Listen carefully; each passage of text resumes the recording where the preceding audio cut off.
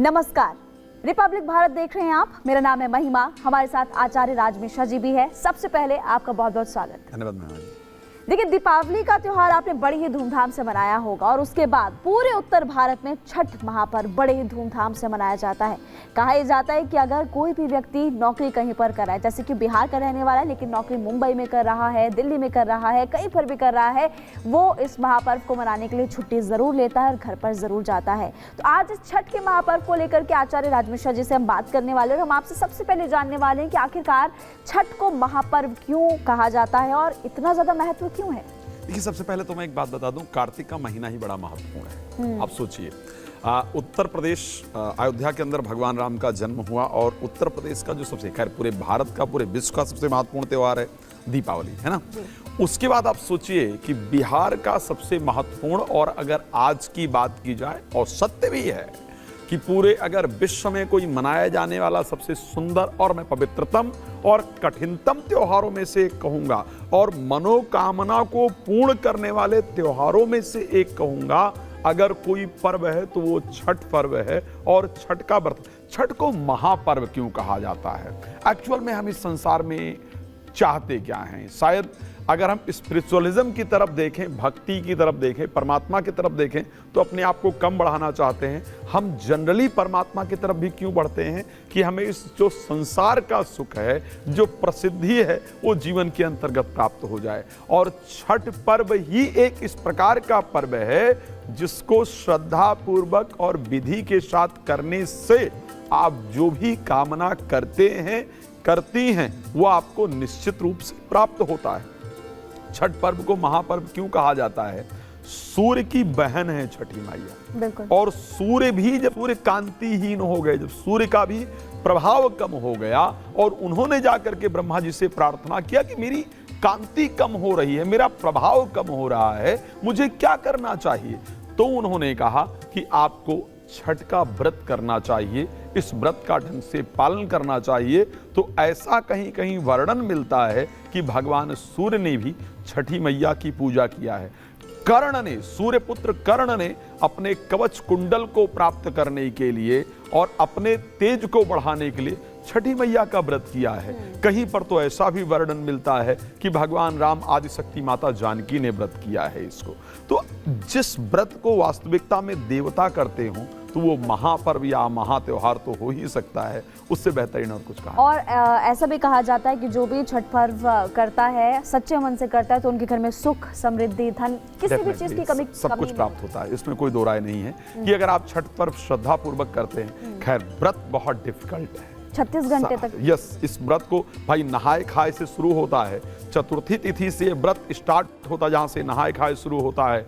पंचमी को खरना, फिर षष्ठी को सजिया अर्घ और सप्तमी को भोरवार। इस प्रकार ये 4 दिनों का जो व्रत है, सबसे कठिनतम व्रत में से किया जाता है। और इस व्रत के जो वास्तविक नियम को इन 4 दिनों में पालन करता है या करती है, उस परिस्थिति में उसकी कोई ऐसी कामना नहीं है जो पूरी ना हो। एक और बड़ी इंपॉर्टेंट है महिमा जी इस व्रत की, इस व्रत में कोई ऐसा नियम से जनरली व्रत में होता है कि आप बाहर से कुछ लेकर के आ जाओ, कुछ भी करने।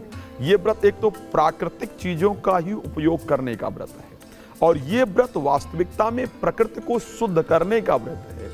इस व्रत में जितनी चीजें उपयोग होती हैं वो सब स्वास्थ्य के लिए सबसे पहले बहुत सुंदर होती हैं।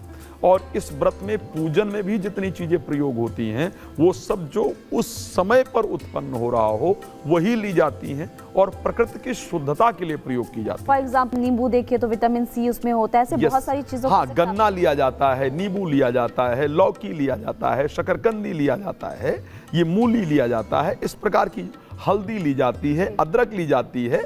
अगर आप पूजन की सामग्री को उठा करके देखेंगे और सोचिए, इस व्रत का जो स्टार्ट होता है, जो नहाए खाए शुरू होता है, नहाए खाए की जो सायंकाल का है, पूरा दिन व्रती को श्रद्धा पूर्वक व्रत रखना होता है, पूरा पवित्र रहना होता है।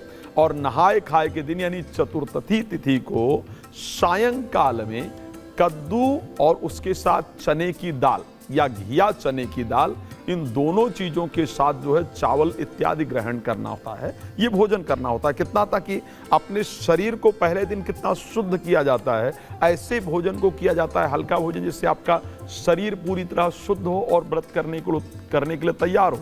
अगले दिन अच्छा, व्रत का जो भोजन बनता है उसमें भी ये नियम है कि एक बच्चा भी प्रवेश नहीं करता है वहां पर। यहां तक नियम है किसी की आवाज तक ना आए। इस प्रकार बहुत पवित्र होकर के, बहुत स्वच्छ होकर के और बहुत एक कोने के अंदर उस भोजन को तैयार किया जाता है। जब व्रती भोजन कर लेता है फिर वो प्रसाद के रूप में सभी लोग ग्रहण करते हैं। पंचमी तिथि को जाकर के जो सायंकाल में भोजन बनता है वो गुड़ से, वैसे नियम तो है कि गन्ने के रस इत्यादि से खीर बनानी चाहिए, लेकिन गुड़ का प्रयोग किया जाता है, चीनी का बिल्कुल प्रयोग नहीं किया जाता है।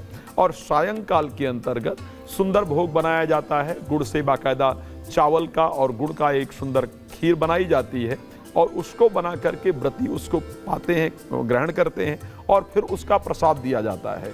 और उसके साथ जब षष्ठी तिथि होती है तो फिर पूरा वो तैयार किया जाता है और सायंकाल को डूबते हुए सूर्य को एक ही व्रत है, ध्यान रखिएगा, उसी का जिक्र करने वाली थी, जिसमें जी प्लीज आप बताइए। मैं वही कह रही थी कि एकमात्र ऐसा महापर्व है, ऐसा पर्व है जिसमें व्रत तो रखते हैं। उगते हुए सूरज को तो बहुत लोग पूछते हैं, लेकिन डूबते हुए सूरज को इसी पर्व में पूछा जाता है। यही देखिए, जो जिंदगी में बढ़ रहा होता है, सनातन की मुझे लगता है यही सुंदर खूबसूरती है और इस व्रत के प्रभाव से उस खूबसूरती को जानने का हमें सौभाग्य प्राप्त होता है। एक बात हमेशा हम सबको ध्यान रखना चाहिए कि जीवन में ऐसा नहीं है कि सनातन में किसी किताब को सिर्फ पढ़ लिया जाए या किसी ग्रंथ को सिर्फ उठाकर पढ़ लिया जाए या किसी व्रत को रख लिया जाए, उससे ही परमात्मा प्रसन्न हो। उस व्रत से बहुत कुछ सीखने की आवश्यकता होती है।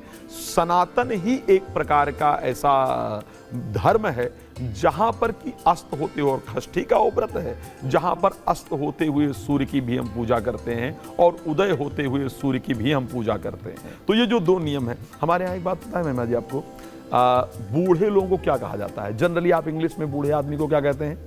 ओल्ड मैन, पुराना आदमी, है ना। ओल्ड मैन का तात्पर्य यही हुआ, पुराना आदमी। उर्दू में क्या कहते हैं मुझे नहीं पता, लेकिन जनरली अगर देखा जाए तो इंग्लिश के अंदर ओल्ड मैन यानी पुराना। लेकिन आप सोचिए सनातन धर्म के अंदर और संस्कृत में क्या कहा गया है? वृद्धा, यानी वृद्ध हो गए। वृद्ध होने का तात्पर्य है बढ़ गए। हमारे यहाँ किसी को छोटा करके दर्शाया ही नहीं गया। तो ये हमारा इतना सुंदर व्रत है कि जब सूर्य अस्त हो रहा होता है तो हम अस्त होते हुए सूर्य को प्रणाम करते हैं और सूर्य उदय हो रहा होता है तो हम उगते हुए सूर्य को प्रणाम करते हैं। और ये हम दर्शाते हैं कि हम सभी का सम्मान करते हैं, सभी को एक साथ लेकर के चलते हैं। अगर साइंटिफिकली अगर देखा जाए तो ऐसा देखा गया है कि षष्ठी के दिन जो सूर्य की पराबैंगनी किरणें हैं उनकी कुछ जो रेंज है वो शरीर के लिए हानिकारक होती हैं। तो जब आप जल में खड़े होते हैं तो वो जो किरणें हैं वो आपको नुकसान नहीं पहुंचाती हैं और वो आपके शरीर को एक बेहतर स्वास्थ्य के लिए एक बेहतर मार्ग प्रदान करती हैं। तो इस प्रकार की परिस्थिति। जी ठीक है, क्योंकि आपने बता दिया कि क्या महत्व होता है, इतिहास के बारे में भी आपने बता दिया। आपने एक बहुत अच्छी बात कही कि हमारे सनातन धर्म में कोई भी पर्व होता है, त्योहार या कुछ भी है, व्रत लोग रखते हैं तो उससे कुछ ना कुछ सीखने को जरूर मिलता है। तो मैं जानना चाहूंगी आचार्य राज मिश्रा जी कि आप हमारे तमाम दर्शकों को बताएं कि छठ पर्व से हम क्या सीख सकते हैं, क्या सीख हमें मिलती है? छठ पर्व से अगर हम सीख सकते हैं तो बस ये चीज सीख सकते हैं कि किसी हर व्यक्ति का सम्मान करना, किसी व्यक्ति का यदि समय ढलते हुए सूर्य को आप क्यों प्रणाम कर रहे हैं। वो एक बड़ा सुंदर शब्द आया था शायद कि रहीमन बड़न को देख के लघुना दीजे डार और जहां काम आवे सुई काह करे तरवार। तो अगर हम उगते हुए व्यक्ति को, राइज करते हुए व्यक्ति को, बढ़ते हुए व्यक्ति को प्रणाम करते हैं तो अगर कोई व्यक्ति किसी का समय बेहतर नहीं है, अस्त होता हुआ है, तो उसको भी प्रणाम कीजिए, कल आपके वो भी काम आ सकता है। बिल्कुल, और क्या पता जिसका अस्त हो रहा है सूरज या फिर जो डाउनफॉल जिसका हो रहा है, आप उसको अगर मोटिवेट करेंगे तो वो भी आगे बढ़ जाए। बिल्कुल बिल्कुल बिल्कुल। बहुत बहुत शुक्रिया, आपने बहुत ही विस्तार से बताया छठ पर्व के बारे में। उम्मीद है कि आपको वीडियो पसंद आई हो और इस तरह की वीडियोस के लिए आप रिपब्लिक भारत के डिजिटल प्लेटफॉर्म को सब्सक्राइब और फॉलो कीजिए।